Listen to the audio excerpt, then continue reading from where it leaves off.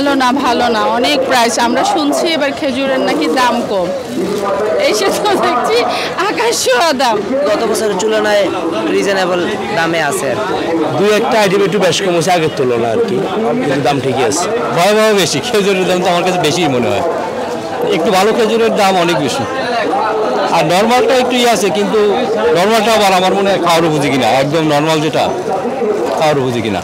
সরকার আসলে এটা যেহেতু রমজান মাসের জন্য খেজুর একটা বিশাল এফেক্টিভ, এই জন্য যদি ট্যাক্স ব্যাক একটু কমাই আনো, তো এই মাসের জন্য যদি দামটা রিজনেবল রাখা হয়, তাহলে খেজুর আসলে রমজানের জন্য একটা ভালো উপাদেয় এবং এনার্জেটিক খাবার। অল্পতে দেখা যায় যে এনার্জি পাওয়া যায়, সেই তো খেজুর খায় মানুষ। তো সেক্ষেত্রে খেজুরের যদি সরকার ট্যাক্স ব্যাক একটু কমাইয়া দেখা যায়, ওর জন্য একটু ইনসেন্টিভ দেওয়া হলেও সবার ক্রয় ক্ষমতার মধ্যে রাখা উচিত। গতবারের চেয়ে এবার একটু বেশি খেজুর দেখতেছি মার্কেটে, কারণ লোকের জন্য হতে পারে বা রাজনৈতিক পরিস্থিতির জন্য হতে পারে। খেজুরের চাহিদা তো আপনার রমজান মাসে এমনিই বেশি থাকে, কিন্তু এবার দেখা যাচ্ছে আপনি দেখেন ওইখানে অনেক দোকান, আশেপাশে আমি অনেক দোকান দেখতেছি খেজুরের দোকান, তুলনায় একটু কম আছে, খুব বেশি না। আপনি যদি মনে করেন যে আমি কম দামে জিনিস কিনবো, সেক্ষেত্রে দাম কম, বেশি না।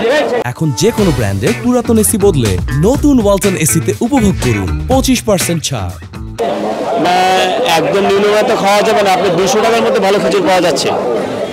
মানে জিনিসপত্রের দ্রব্যমূল্যের সাথে মানে খেজুরের দামটাও তো দ্রব্যমূল্যের সাথে সামঞ্জস্য রাখতে হবে। সেক্ষেত্রে আমি 200 টাকার যে খেজুর আছে কিছুগুলো জিহাদ, ওগুলো ভালো। মরেও আপনি না খান, আপনি আমার রেঞ্জে খান।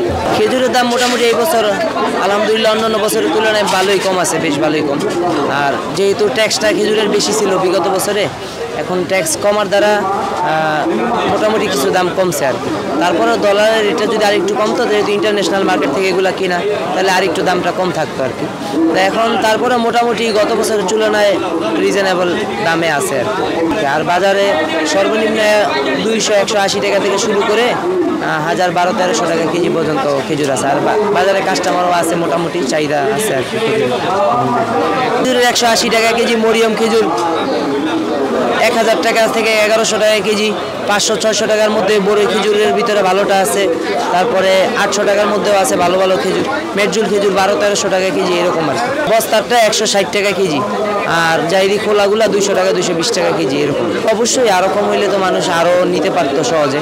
এখন তারপরেও জনগণ সন্তুষ্ট না দাম কমার দ্বারা। আমাদেরও বেচা বিক্রি বেশি হইতো যদি আরেকটু দাম কম থাকতো। আগে মরিয়ম ছিল 1500 টাকা, এখন কমতে কমতে 1100 টাকার মধ্যে আসছে। তারপর সুগার খেজুর আমরা 1000 টাকা পর্যন্ত বেচছি, এখন 800 টাকা, 750 টাকাও আছে, 800 টাকাও আছে। মাল এখন মোটামুটি রিজনেবল প্রাইসের মধ্যেই আছে। আপনার জাহিদি যেটা, এটা আপনার 180 থেকে 200 টাকা পর্যন্ত আছে। এরপর আপনার বড়ই খেজুর যেটা, ওটাও আপনার দাম কম আছে মোটামুটি। আগে 500-550 বেচি, এখন 450 টাকা। দাপাস হলো 440।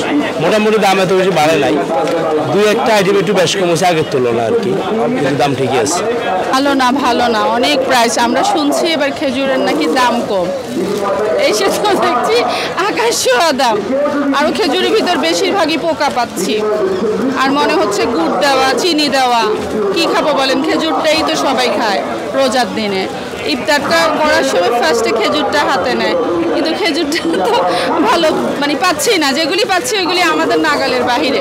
না, আমাদের আওয়ামী লীগ আসলেও লাভ নেই, বিএনপি আসলেও লাভ নেই। আমাদের জন্য লাভ হলো যে জনগণের জন্য ভালো সেই আসবে। আল্লাহ যেন এটাই করে, বুঝছেন।